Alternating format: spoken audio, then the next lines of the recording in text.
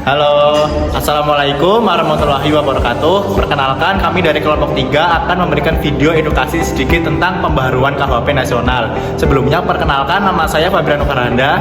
Saya Nina Nidito. Saya Dova Adrian. Saya Kunia Yogustin. Dan ini adalah video dari kita. Selamat menyaksikan. Oke, yang pertama yaitu mengenai faktor pembaruan KUHP. Jadi, pembaruan KUHP ini memiliki 4 faktor. Yang pertama adalah faktor politis, yang kedua faktor filosofis, yang ketiga karena ketentuan yang sudah tidak relevan, serta yang terakhir adalah kebijakan sosial, kriminal, serta penegakan hukum. Berikut merupakan penjelasan dari masing-masing. Faktor pembaruan KUHP yang pertama itu filosofi. KUHP lama berdasar dari filosofi bahasa Indonesia. Kitab Undang-Undang Hukum Pidana atau KUHP lama berdasar dengan filosofi bahasa Indonesia karena ada beberapa alasan. Di antaranya yaitu yang pertama, KUHP lama disusun oleh pemerintah kolonial Belanda.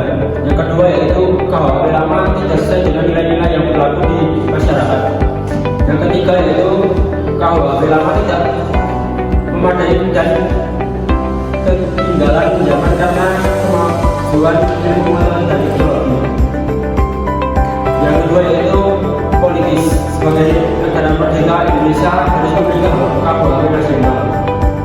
Yang pertama yaitu banyak pasal di KUHP lama tidak sesuai dengan nilai-nilai masyarakat.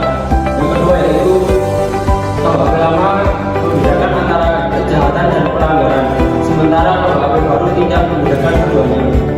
Ketentuan yang sudah tidak relevan. Banyak ketentuan dalam KUHP lama yang sudah tidak relevan lagi.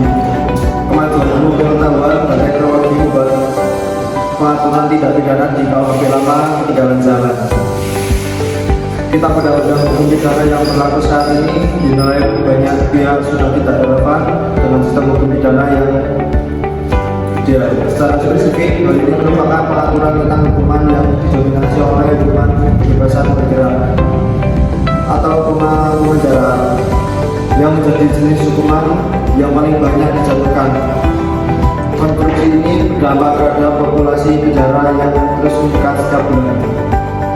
Selanjutnya, kebijakan sosial, kriminal, dan penegakan hukum.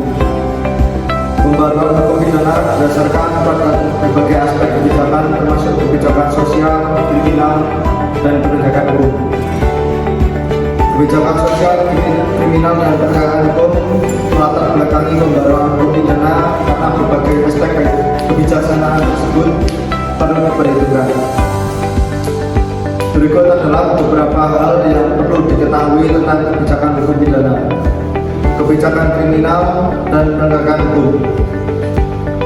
1. Kebijakan hukum pidana. Kebijakan hukum pidana atau penal polisi merupakan ilmu dan seni bertujuan untuk merumuskan peraturan hukum positif dengan lebih baik. Kebijakan kriminal. Kebijakan kriminal atau kriminal polisi merupakan tanggapan masyarakat terhadap kejahatan dan segala problematiknya. Penegakan hukum. Penegakan hukum bertujuan untuk memelihara keamanan, stabilitas, dan ketertiban masyarakat. Penegakan hukum juga memastikan bahwa setiap individu memiliki hak yang sama dan merasa aman dalam masyarakat. Tujuan dari pembaruan KUHP yaitu untuk memperbaiki keterkaitan utama dalam hukum pidana.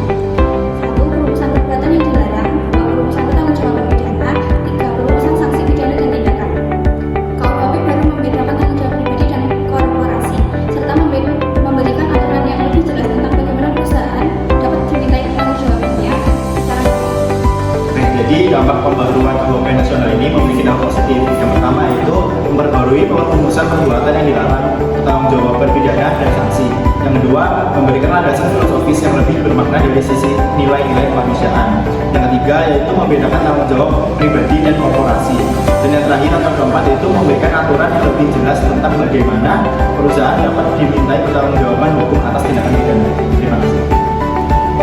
Oke, selanjutnya yaitu beberapa